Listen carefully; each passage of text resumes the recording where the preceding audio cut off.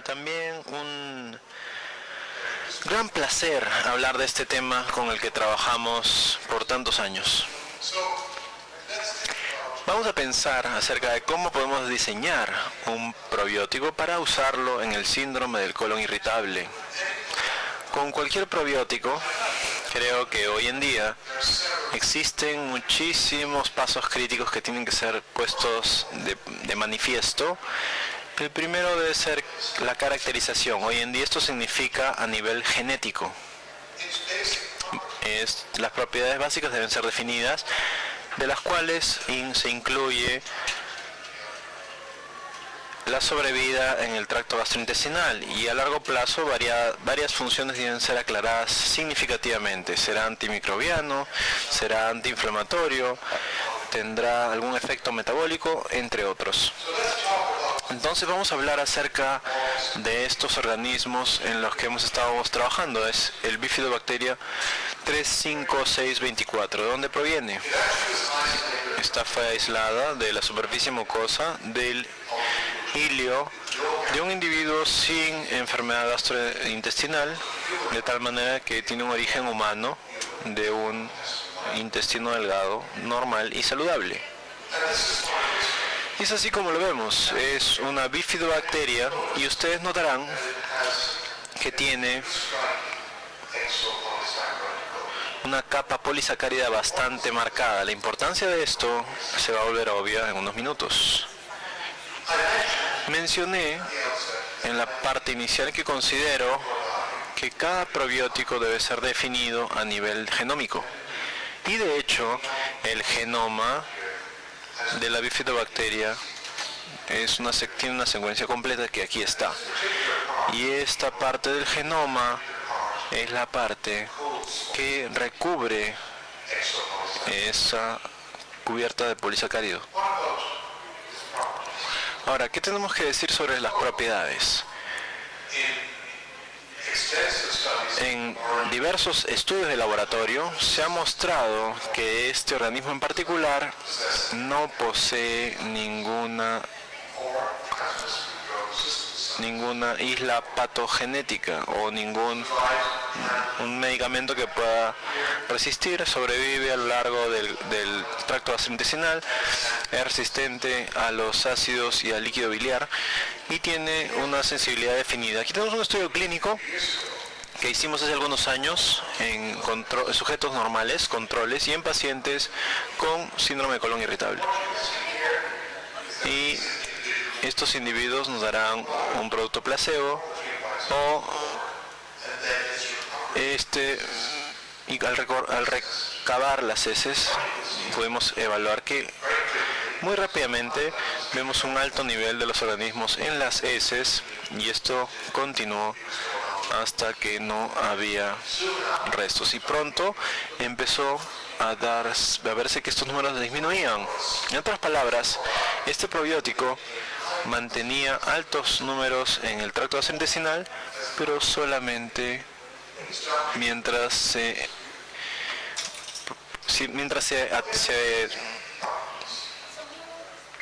consumía constantemente. Ahora, ¿cómo se traduce esto en la patofisiología del colon irritable?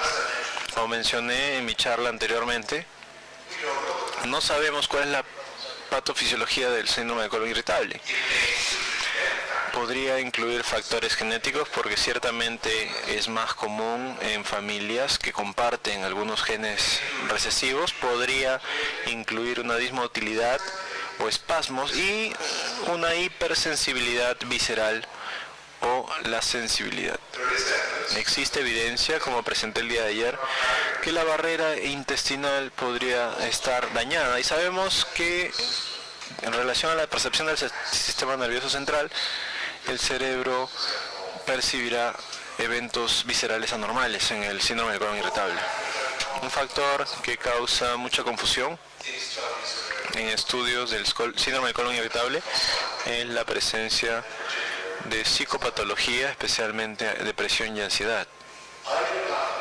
Yo no considero que todos con el síndrome del colon irritable tengan ansiedad o depresión, Y si tienes depresión o ansiedad, significa que tengas un peor cuadro de síndrome de colon irritable.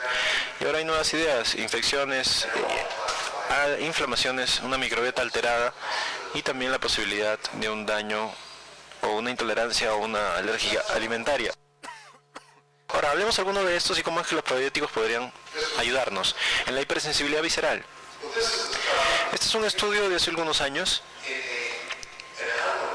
En un modelo animal, obviamente la hipersensibilidad fue valorada, en donde la hipersensibilidad fue inducida a través de causar colitis, y luego de 15 días todos los animales del laboratorio tenían hipersensibilidad. Fueron tratadas con un placebo o con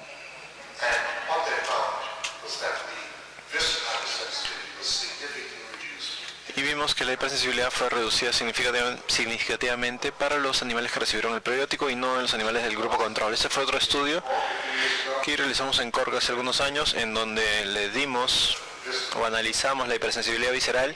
Este es el comportamiento relacionado al dolor crónico o agudo, en animales de control que mostraron en negro, y luego cómo los animales fueron, luego de darles una serie de probióticos en azul. Tenemos el 35-624 que mostró la mayor reducción de la sensibilidad. Por lo menos en situaciones experimentales, estos probióticos pueden reducir la hipersensibilidad visceral. Ahora, ¿qué pasaría con la barrera intestinal? Este es un estudio que analizaba la permeabilidad. Al utilizar un circuito de corriente estimulando la permeabilidad al dar carbalcol, y podemos ver el efecto del placebo comparado con el probiótico, y el 3624 restauró la función de la barrera intestinal. Ahora, ¿qué pasará con el factor infección e inflamación? Ha habido muchísimos trabajos realizados en el rol de este probiótico y otro probiótico en la respuesta a infecciones como la salmonela. Esto es una filmación en vivo de la actividad en un animal vivo mediante una prueba de escaneo que permitía detectar la actividad del NF-κB, que es un componente fundamental de la cascada de la inflamación.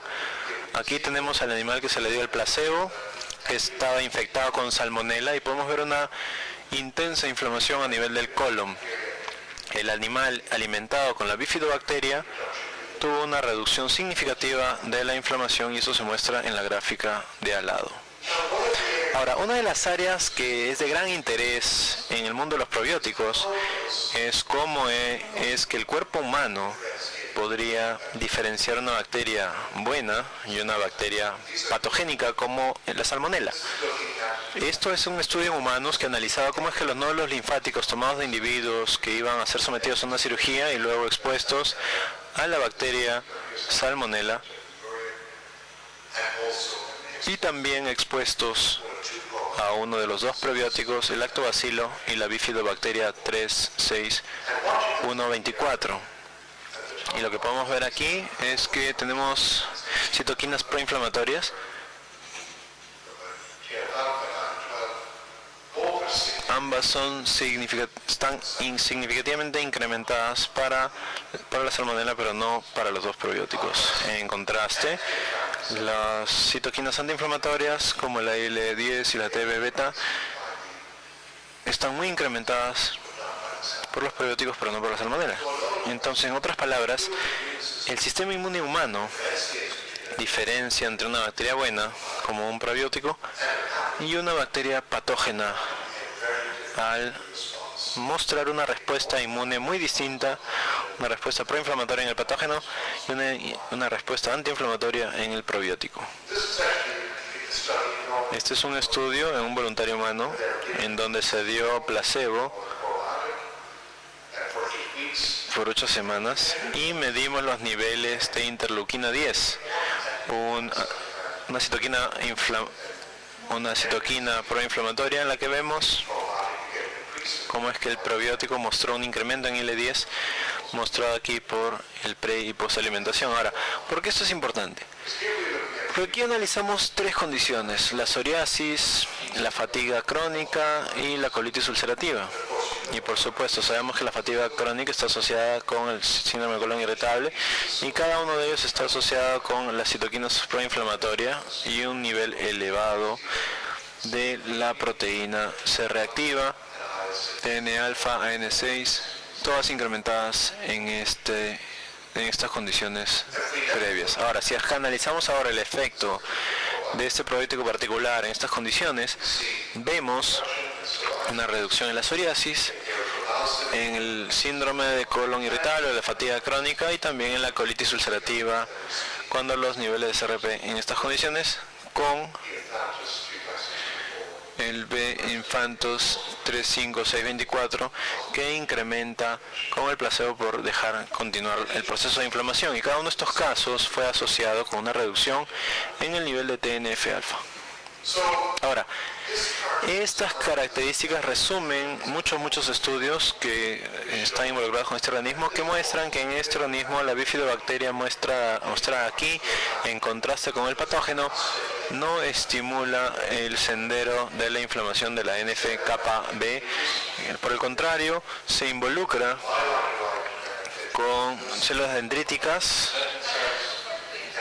y generan una respuesta antiinflamatoria con IL-10 y TGF-beta, que amplifican esta respuesta antiinflamatoria. Entonces, toda la ciencia básica ha sido analizada detrás de estas bacterias. Ahora, ¿qué pasará con los estudios clínicos, que son mucho más relevantes para nuestra práctica? Este fue el primer estudio clínico que se realizó, en donde se compara el lactobacilo y el 35624 con un placebo en individuos con síndrome de colon irritable. Cuando analizamos un score compuesto incluyendo los principales síntomas del colon irritable, dolor, hinchazón y hábitos de vaciamiento intestinal distintos, vemos que hubo una significativa reducción de los síntomas medidos en estos dos grupos en los que se utilizó el probiótico. Lo mismo sucedía para dolor abdominal, y lo mismo para la sensación de hinchazón y para la dificultad de movimiento intestinal. Este fue un estudio bastante pequeño en el que se involucró el uso de placebos y lactobacilos, y también necesitamos hacer muchos más estudios definitivos en poblaciones más voluminosas. Hace algunos años, trabajando con Peter Holbrand en Inglaterra, empezamos un estudio con 362 mujeres con síndrome de colon irritable convocadas en un centro de salud primario, para determinar los pacientes que tenían moderada a severa síndrome de colon irritable. Teníamos síntomas como diarrea, constipación. Fueron tratados por 4 semanas con bifidobacteria a 2 dosis distintas, con placebo, y para reducir la respuesta al placebo registrábamos los síntomas mediante un sistema de grabado de voz. Y aquí tenemos los resultados primarios: reducción significativa con la mayor dosis del B infantis, sin efecto para los otros dos agentes. Y este es la hinchazón, un factor similar. Para el pasaje de gas, respuesta similar. Sensación de satisfacción, efecto similar, pero lo más impresionante fue este resultado particular. ¿Qué es lo que estamos haciendo aquí? Es preguntarle algo bastante sencillo al paciente. Preguntamos al paciente al final de las 4 semanas: ¿te sientes mejor ahora de cómo te sentías antes de tratarte? De todos los pacientes que trataron el B infantis, el 60% se sintió mejor, comparado con solamente 40% con una menor dosis, que es la misma que el placebo.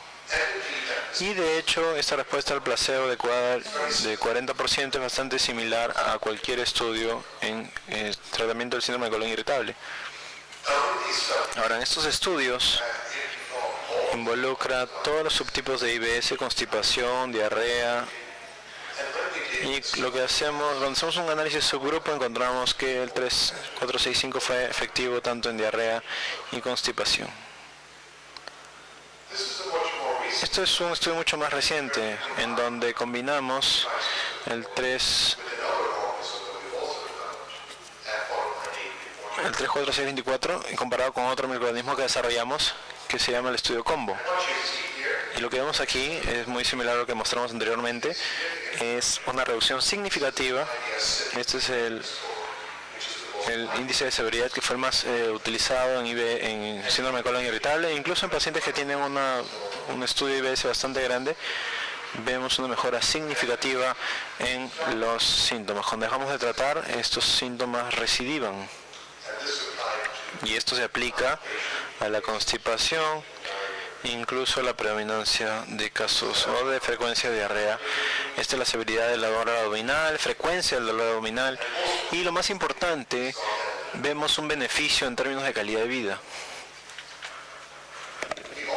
También hemos analizado algunos de los otros síntomas que pueden ocurrir en estos pacientes, como la depresión, que también mejora, como pueden ver aquí en la gráfica, en todos los sujetos, e incluso con síndrome de colon irritable más severo, vemos que esta va a mejorar significativamente. Un hallazgo interesante que se muestra muy bien en lo que habíamos mostrado anteriormente en los estudios in vitro y que se compara con los estudios in vivo, vemos una reducción en el factor de necrosis tumoral alfa. Ahora, ¿por qué muestro este dato en particular? Muestro esta información porque ustedes verán muchísima literatura y muchísima promoción para las terapias de combinación. El punto que quiero hacer es que no todos los productos de combinación funcionan. Este ejemplo fue un estudio que analizaba el uso individual y combinado de tratamientos en un modelo de artritis que mostraba que mientras que los probióticos individuales funcionaban muy bien, cuando se combinaban reducen su eficacia o no hay efecto alguno. Entonces, para resumir, el Bifidobacterium longum, también referido como Infantis 35624, ha sido caracterizado y puesto a un control de calidad riguroso. Demuestra varias propiedades del uso apropiado de esta bacteria probiótica en el uso en pacientes con síndrome de colon irritable, y diferentes estudios clínicos aleatorios han demostrado una utilidad clínica, sin importar el subtipo. El tiempo nos dirá cómo se va a utilizar, pero sabemos que no hay preocupaciones en relación a la seguridad. Y esperamos que no solamente se utilice en los próximos años, a razón de las investigaciones que se han realizado en los Estados Unidos durante los últimos 10 años y en Europa durante los últimos 5. Muchas gracias por su atención.